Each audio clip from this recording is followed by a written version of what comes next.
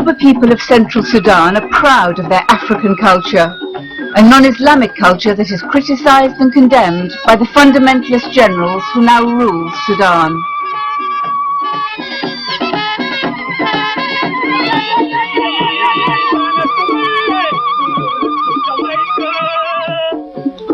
The Nuba delight in their music.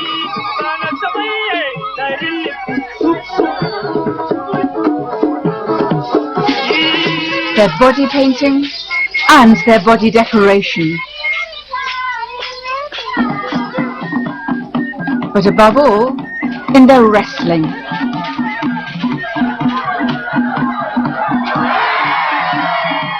A sport that is unfailingly good-humoured.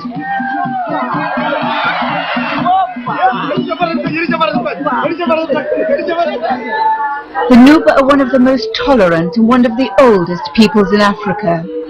Some 50 Nuba tribes, Muslim, Christian and traditional believers, live in harmony just inside the Arab north of Sudan.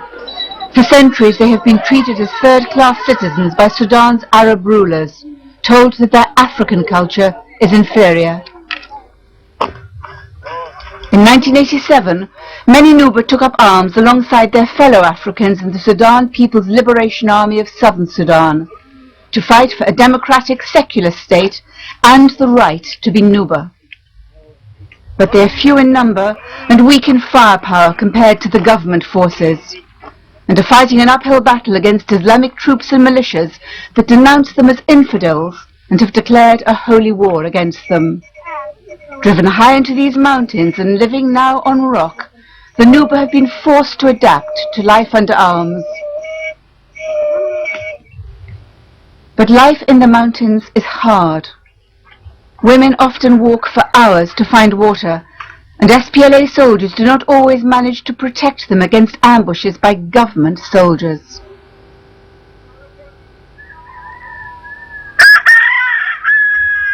It's difficult to cultivate on the thin and rocky mountain soil, and Nuba children are chronically malnourished. Very few outsiders are able to see the truth of life in rebel-controlled areas. The government of Sudan has blockaded the Nuba Mountains since 1989, and flying in secretly is hazardous. Many Nuba have stayed on in the mountains, despite the difficulties and dangers of life here, because of their love for the man who led them into rebellion, Yusuf Kua.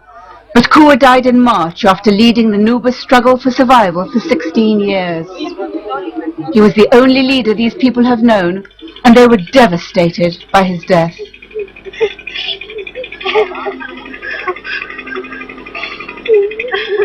Men and women still come every day to tend his grave. He gave the ordinary people a new belief in themselves and their African identity, and he impressed on his soldiers the importance of respecting civilians. He combined armed struggle with concern for human rights, and was the first SPLA commander to allow human rights monitoring in areas under his control. Johannes Ajawin of the London-based organisation Justice Africa is the man in charge of the monitoring programme. Yusuf, to many in the Nuba, and for that matter, to many who knew him, he was a teacher, a leader, respected and not feared at all. And this to me is the biggest legacy of Yusuf. A person in his position would have been feared but not respected. He was respected and not feared. Kua's legacy presents a huge challenge to the man who has succeeded him, Abdelaziz Adam El-Hello, one of the SPLA's most successful military commanders. Commander El-Hello is not a Nuba. He is from Darfur in western Sudan, but he was born, raised and educated in the Nuba Mountains. As well as being a close personal friend of Kua, he was Kua's deputy in the mountains for many years, the man Kua wanted to succeed him. Soon after his arrival in the mountains, Commander El-Hello showed his commitment to the Nuba by bringing his family into this war zone from the safety of their home in Uganda.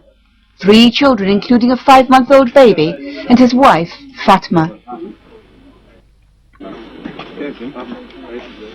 Life in the blockaded mountains without cars, shops or electricity is a very different life to the life they've been used to.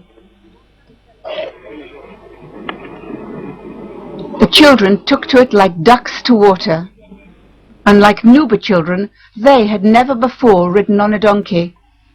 And for a while at least, they were blissfully unaware of their parents' concerns. I decided to bring my family to the Nuba Mountains because I want them to be near to me. Also, we want to share the experience with the rest of the people in the Nuba Mountains, and if there is happiness, we share it. If there is suffering, we share it together with the people. This is why I brought them. A delegation from the American charity Samaritan's Purse flew into the mountains 24 hours after Commander El Hilou's family. Their arrival coincided with the start of a government offensive in which many villages were burned, food stores destroyed, and all airstrips were closed by shelling. Getting bombed in the air. When we landed the airplane, we unloaded the 5 tons of food that we brought. The plane took off.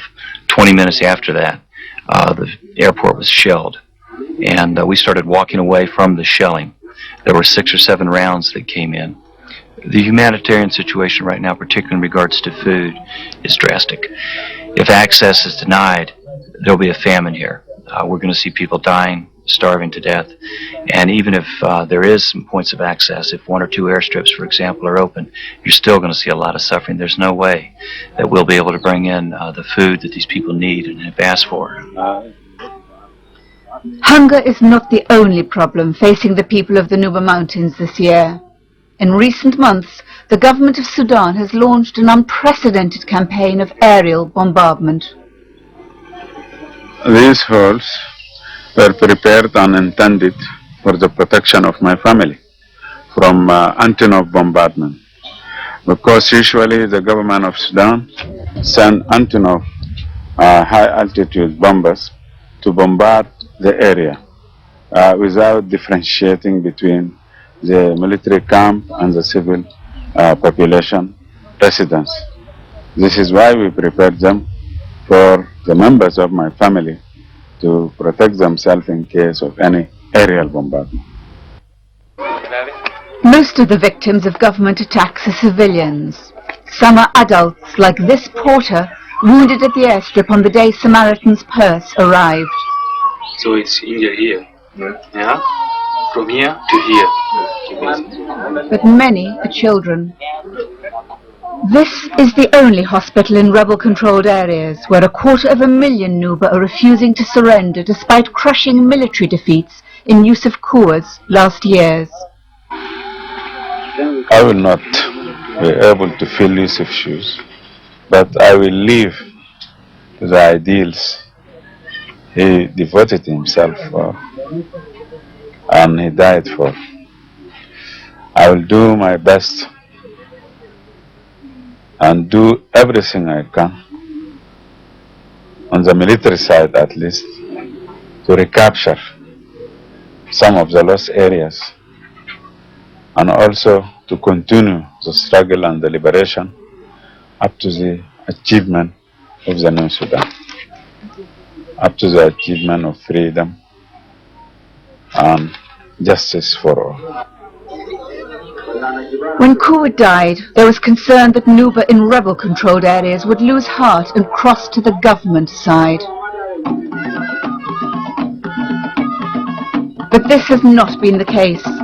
Morale in the mountains is high, and the new commander has already established himself as a man of the people, just like his predecessor. The government says these people are held by the SPLA as human shields. But the truth is that soldiers and civilians in rebel-controlled areas are happy and united in their determination to fight for the right to be Nuba, refusing ever again to be crushed underfoot.